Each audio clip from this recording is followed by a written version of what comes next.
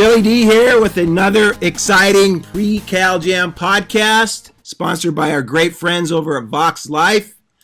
And Jay Dollywall, who stepped up to the plate big time this year. Sorry about my voice, folks. I think I got a little bit of the chemtrail flu or cough or something here. But we'll get through this thing. Hopefully I'll be ready for the show next week. But I'm super, super excited to bring you this guest, not only on this podcast, but also to Cal Jam next week. Let's hear it for Niurka. Good morning, Billy. Niurka. All right. Good morning, good afternoon, whatever it is for anybody that's listening to this. So, your boyfriend, or is it husband, or how do you guys, or soulmate, or how do you describe yourselves? My dear friend and partner. Dear friend. That's a good way to say it, because I'm kind of in the same boat as you. I haven't done the whole marital thing yet.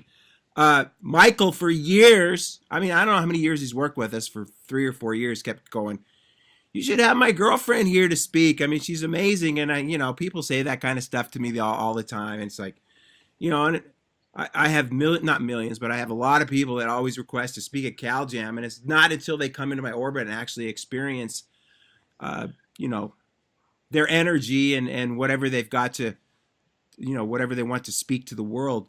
But it all came to fruition with, Mary Jane going to one of your free seminars, and then she went to one of your events, and now she loves you.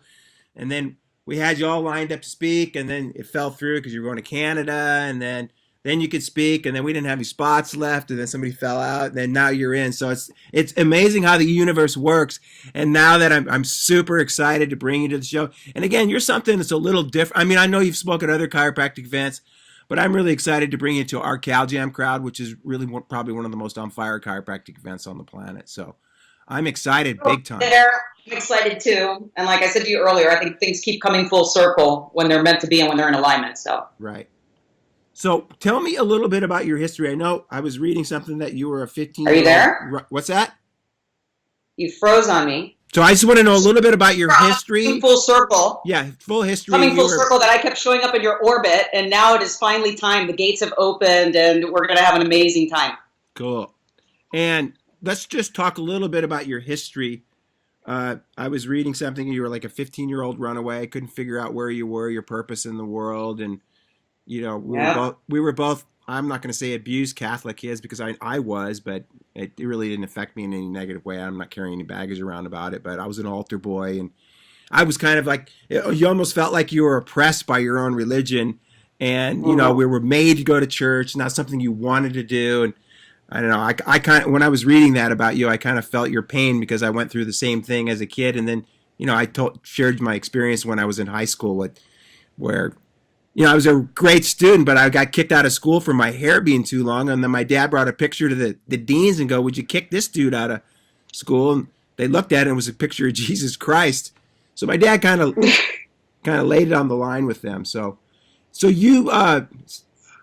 I embarked on a quest when I was 15, except, back then I called it running away from home. So I left. I was looking, searching for insights, knowing inside that I was destined for more than what was showing up in my life. And I really started focusing on how to create transformation.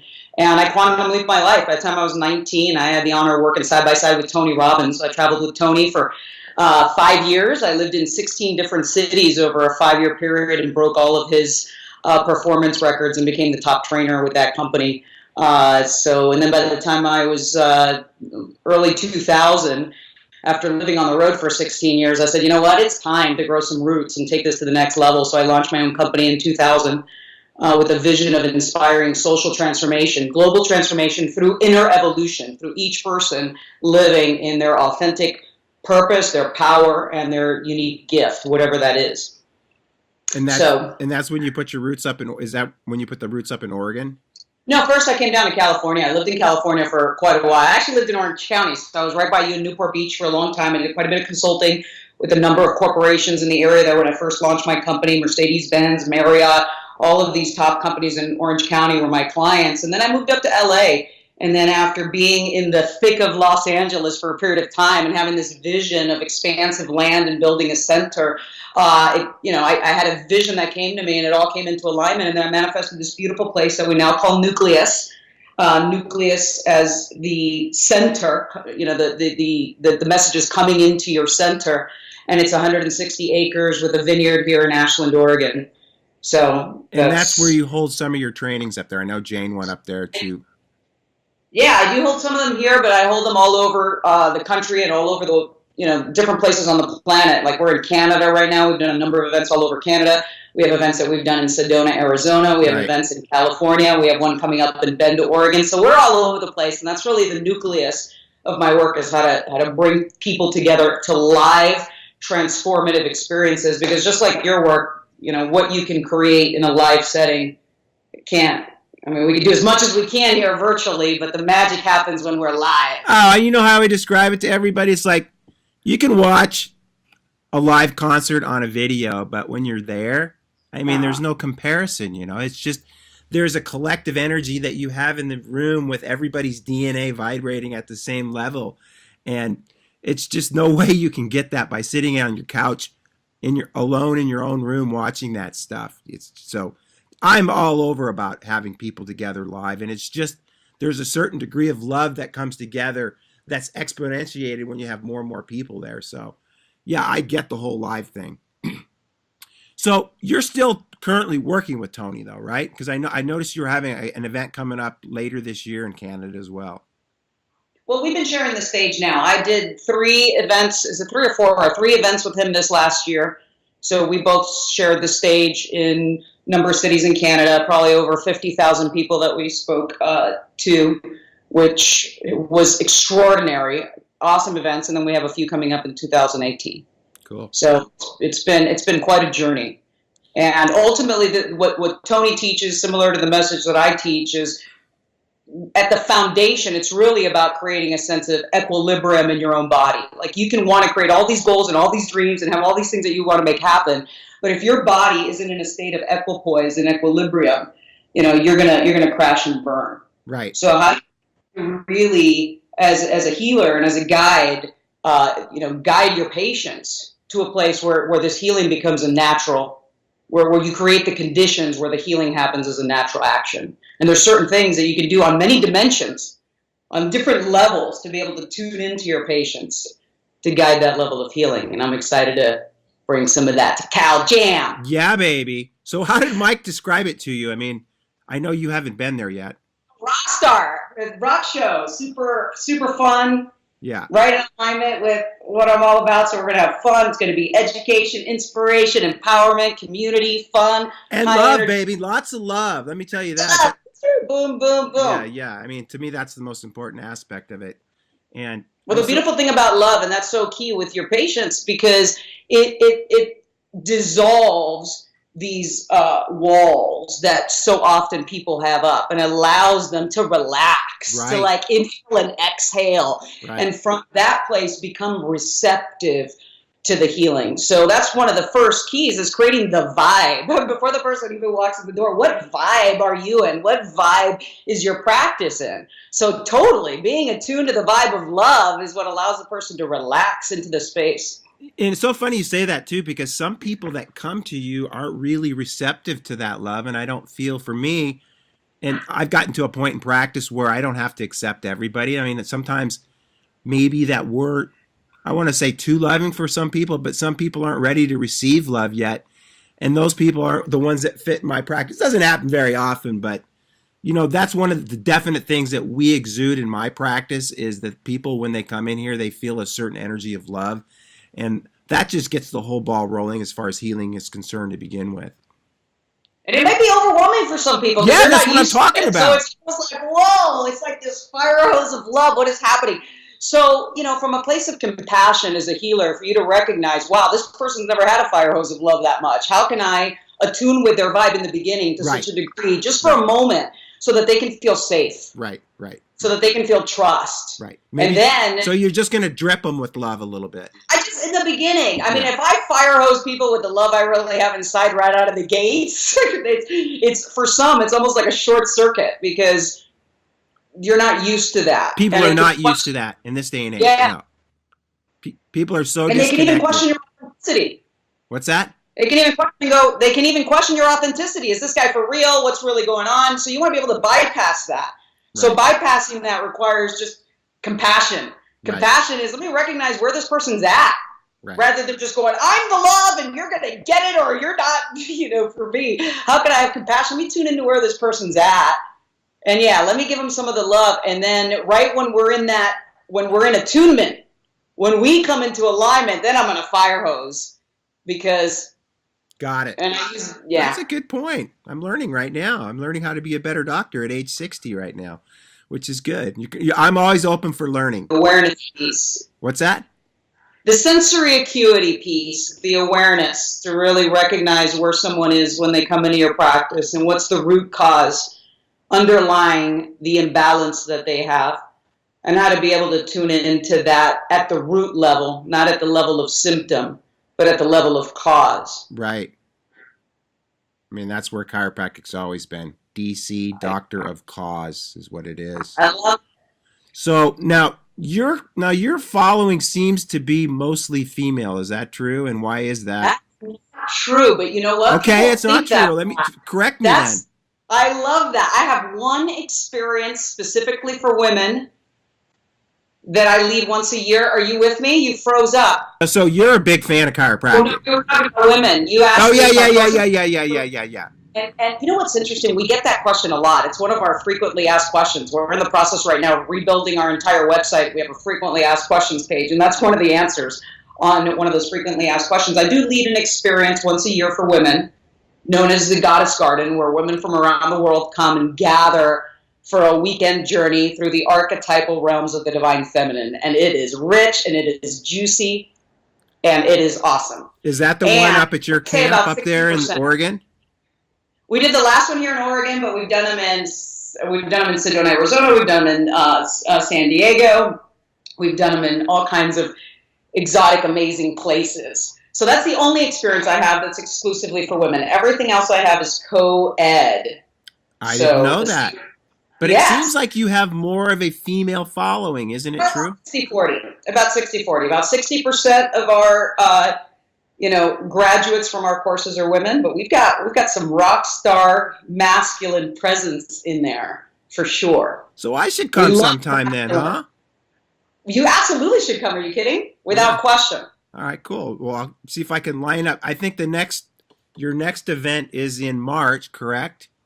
We're doing an event in March in Los Angeles. It's about achieving big goals. It's called the Magical Materialization, how to bring your vision into reality. And then I'm going to be doing a one-day event. It's been about a year since I've done a one-day event. And this one-day event is awesome because it's a community event. It's high-level training, lots of information, and it's like it's a fun gathering. And that's going to happen in August.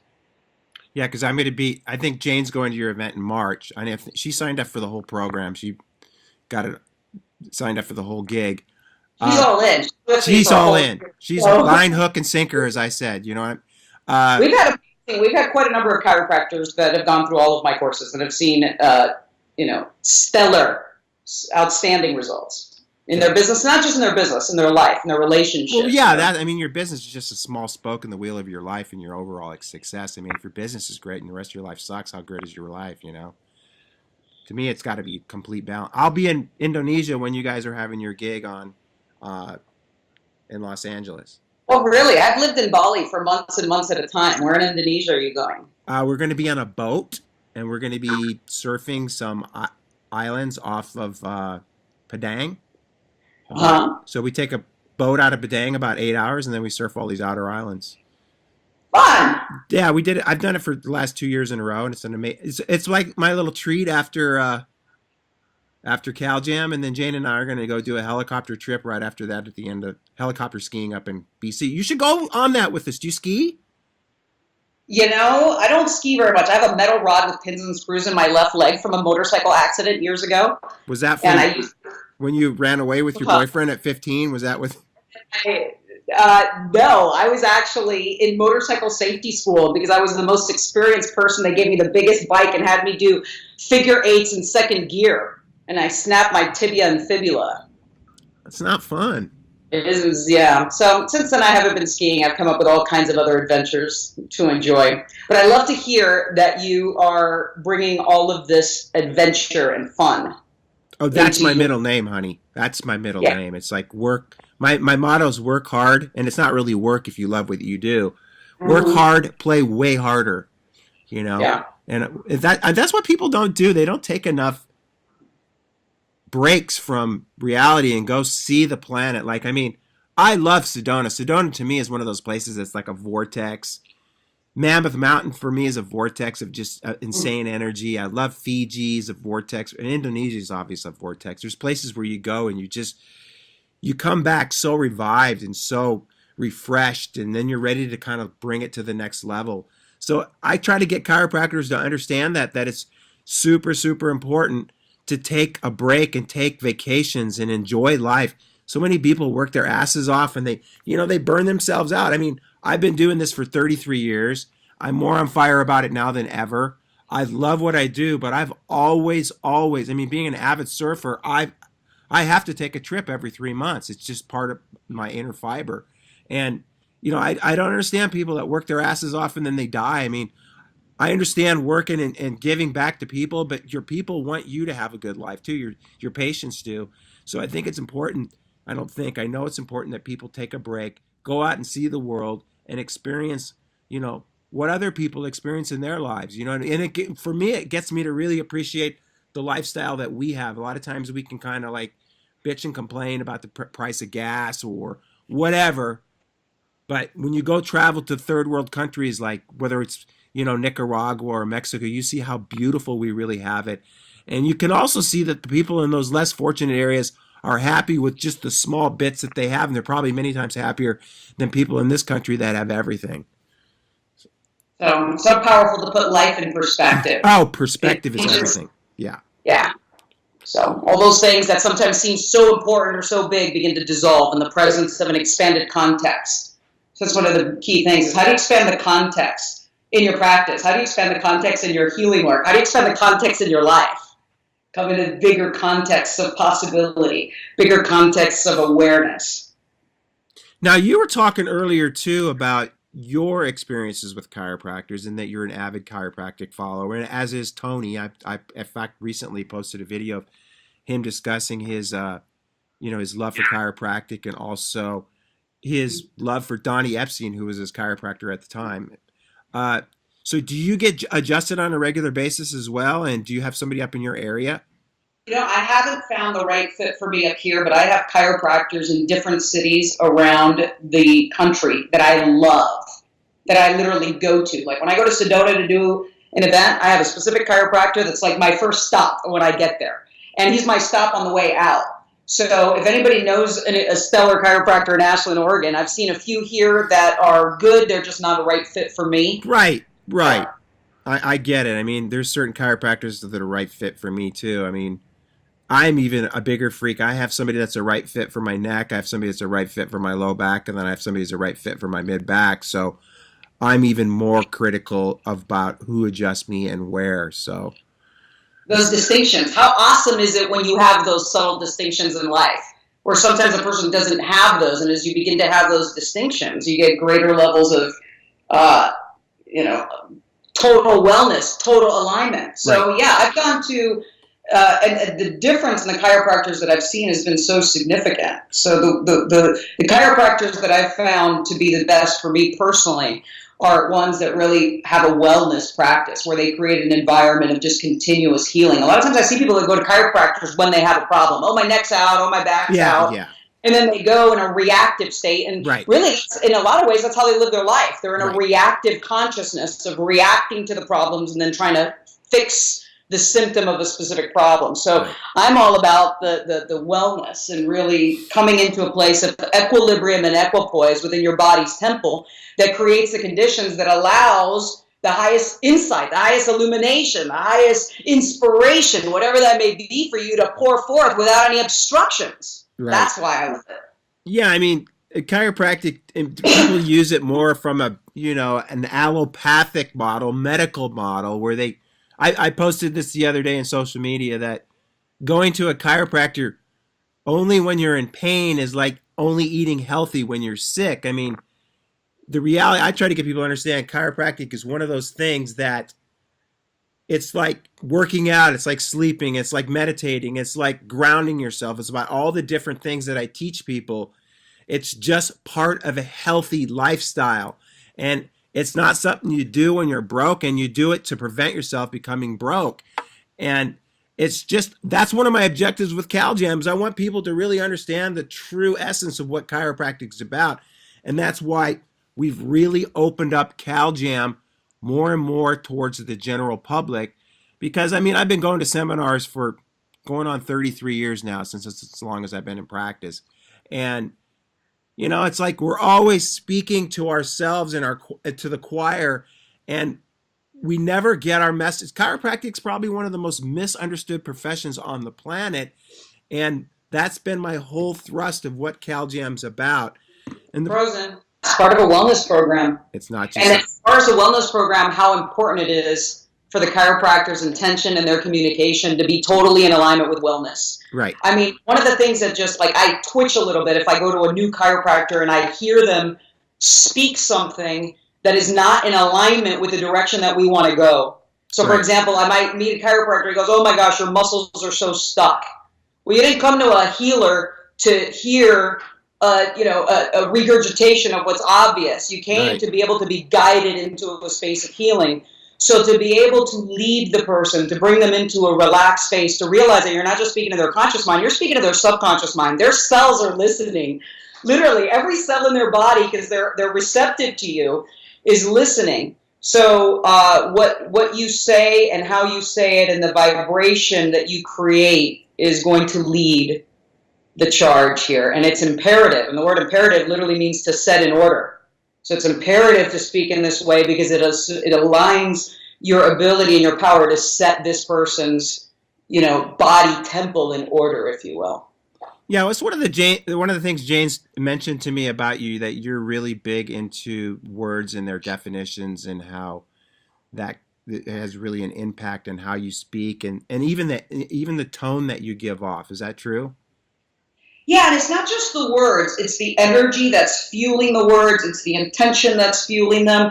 But yes, one of the things that I teach is that we create as we speak, that our words have that much power, and that when we speak into existence, and our cells and our body align with what we declare. And a lot of times you have a patient come in and they're telling you what's going on, but sometimes you might hear it metaphoric rather than hearing it literally. Like a person will come in and they'll tell you, "I feel like the weight of the world is on my shoulders." And you'll see it in their physiology. Oh, their of course.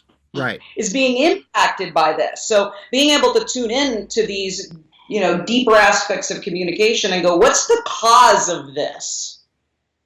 Yeah. Again. So what message are you going to be bringing to CalJam? Well, I'm going to bring a message of how to align your intention, how to align your communication with your adjustments so that you accelerate the healing process and that you quantum leap your practice, your wellness practice. Perfect. So I'm going to be giving some insights into how to align your vibration so you show up in your most clear, present, available, empowered state. And then from there, how to really tune in your awareness and sensory acuity. So you can tune into where that patient is and what the cause is of what's been fueling whatever's showing up in their body. And then from there, how to be really purposeful, how to communicate, not just with the patient, with yourself, how to have your communication be totally clear, congruent, and aligned. Because you realize that the subconscious mind is listening and it's amenable to suggestion. It's taking these suggestions. So as you begin to guide someone with your language, you can even have them guide them with their language so they stand up taller, so they inhale a deeper breath, so they come into a space of relaxation. So I'm going to give specific language insights into how to guide the patients. Now, one of the things that's challenging for me, I'm going to let you know, is that usually when I guide experiences, I guide them total immersion. I'm with people for days at a time. Right. I know. Yeah. Only you can get me to encapsulate it all into like a 25-minute piece, and I'm going to give as much as I can in those 25 minutes, and ultimately. Yeah, well, don't. We've had a little issue with one of our speakers, so your space may open up a little bit. I don't want to promise you that right now, but that might be better, so we can have a deeper conversation. Right, because you are like a rock star, and I would really love to give you more time, and I would like to kind of equilibrate the the hours the men speak to the women, because sometimes I get, people for some reason think that I don't. They'll flog you. They'll What's say, that? get more goddesses on the stage. What's that? I said the women will flog you and say, get more goddesses on the stage. Right. I mean, I love women, okay? I mean, it's not that, but I just pick women that rock. It's not like I pick. What's that? I'm all about it. You broke up a little bit. I said, I am with you. I would not ever put anyone on the stage unless their message and their presence, who they are, is somebody up there because somebody's paying me to put them up there, or just because they're female. I'm not going to put people. I really go to the nth degree to make sure and ensure. I mean, I look at this like you look at I don't know if you remember the original California Jam. Do you remember that? Mm-hmm. You do? That was in Ontario. Okay. It was a huge rock concert. It was 250,000 people out in the middle of out in the dirt, and it was all the bands. It was Black Sabbath, Emerson, Lake and Palmer, Deep Purple. They picked bands that frigging rocked, and it's the same thing that I do here. I have an all-star team. There's a specific order to bring us energy and flow, and then the music fits in between to orchestrate and choreograph the most amazing kind of just show. And I don't want to just throw somebody in there because, they're one of my sponsor speakers. I mean, we go through the nth degree to just vet and see who is the best speaker possible so that our name's on the line, man. And I don't want to turn it. It's just, we want to deliver the best show, not in the chiropractic profession, really literally in the world when it comes to teaching people the values of true health. And again, we also want to teach things about, it's great to be healthy, but if we're spraying our planet every day and we've got glyphosate everywhere, the oceans are dying. So I've really wanted to create an energy where people, to wake them up to, we need to start nurturing this planet. If our future, I'm 60, man. I'm not going to be around another 70, 80 years, but the kids and their kids and their kids, where are they going to live if we continue in the direction that we're going? So that's one of the energies. It's not only cleaning up, people's health and getting them more in alignment, but it's also cleaning up the planet and getting it back in alignment and see if it can self-heal, because that's the issue that we're really up against. Beautiful.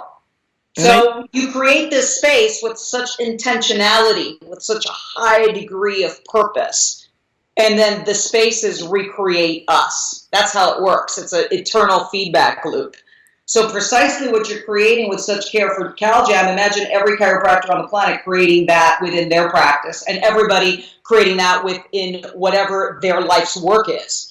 That they approach it with that level of intentionality, that level of care, that level of purpose. What begins to happen is that you create those environments and then they begin to recreate you. And then there's a transformation. And then there's a change in global consciousness. That's what we need. What's that? A quantum leap. You know, when you look at this subatomic level, there's literally a leap where an electron can literally leap from one orbit to another orbit. So the question becomes, how do we create the conditions? Because we know the body's self-healing. How do we create the conditions that allow the body's natural healing to unfold? How do we create this for the individual's body temple, for our communities, for our practice, for our work, for our, like you said, for the planet? For our planet, yeah. Yes. We can talk about moving to Mars and stuff, but to me it makes more sense to just maybe nurture what we've got here, because I don't think there's a better environment for us to live than here. So yeah, it's a little barren over in Mars. Yeah, there's probably not any waves up there either for me. I don't know. Yeah, you won't be able to. Yeah, maybe kind of some fascinating surfing going on at Mars. Yeah. Well, I am super, super, super pumped to have you in the show. I look forward to actually meeting. I don't think I've even met you yet. Yep. And Michael's raved about you for years, and now it's actually going to come to fruition. So I'm super, super excited.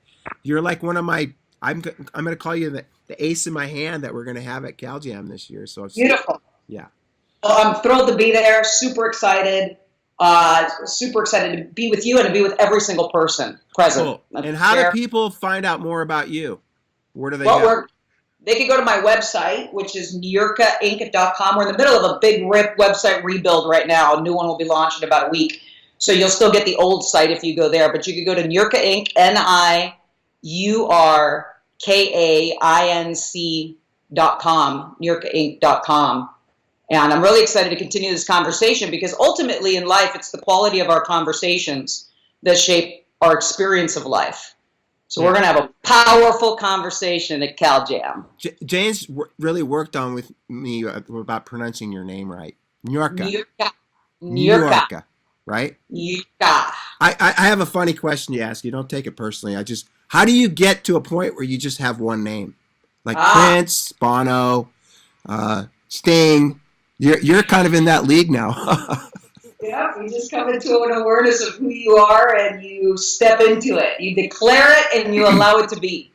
I think I've kind of got like 1.5 names now. I'm gravitating that.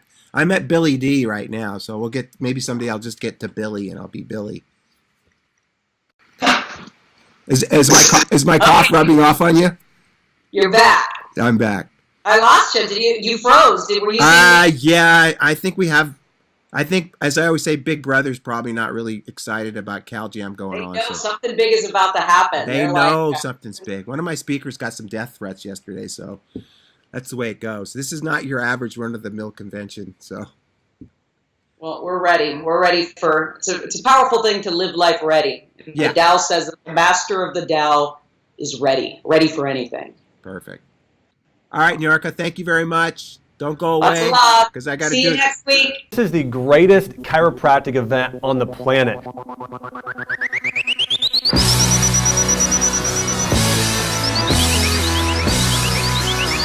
First impressions are everything, and when you walk in and you see the crowd, you see the stage set up, you hear the band.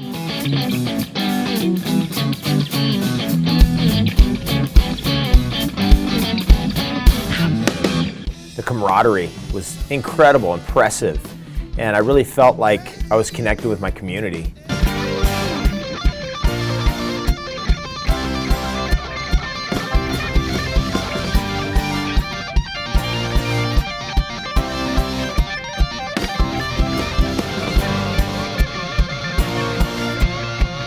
Incredible. I've been to 9 out of 10 Cal Jams. The energy was through the roof, the most electric Cal Jam I've ever been to.